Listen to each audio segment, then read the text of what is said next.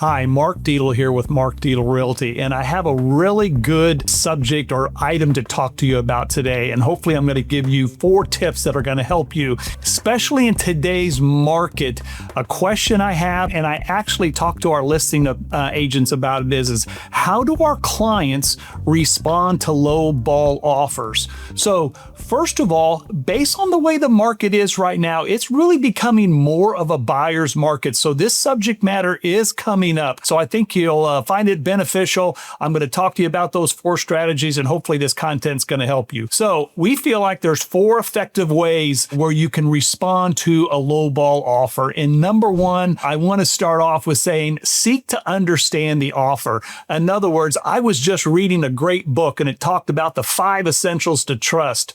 And the number 1 essential was seek to understand. So I know sometimes that might be difficult. We got to stop, think through it, and maybe look at where the buyer's coming from. What's the situation? Maybe there's some circumstances there that really kind of help explain why this offer is where it's at. Number 2 is stay calm. In other words, oftentimes this isn't a personal situation. It seems like on the residential world, when it comes to people selling their home, I think there are more emotions involved. But stay calm, stay collected. That's going to help us through the whole process as far as negotiating and taking that next step. And then number 3, we want to counter with confidence. Here's my thresholds, what I usually like to tell our sellers.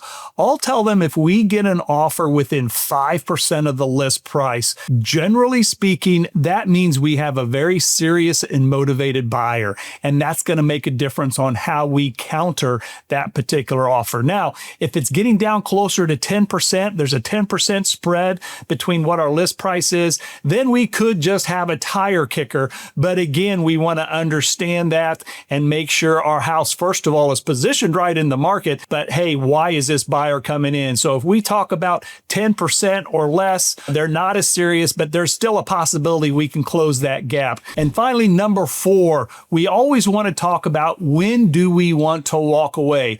Generally speaking, I don't like to recommend to walk away very often. I always tell our clients, let's not let the deal fall apart or die on our side, so we can prepare that counter. We can get that back to the buyer agent and the buyer, so then they can make a decision on whether they want to respond at all. So remember, we do this for you. You're our client. It's not taking you, hopefully, any time. We go over it, we prepare that counter, and we get that submitted. So hopefully that'll give us a better idea of, is it time to walk away? Sometimes that's the case. Sometimes it could be a really ridiculous offer and it's not even worth our time to respond. So hopefully you have found this information helpful. Again, if you're in that situation, think about those 4 strategies or 4 tips on how you can handle your situation as it comes to responding to a lowball offer.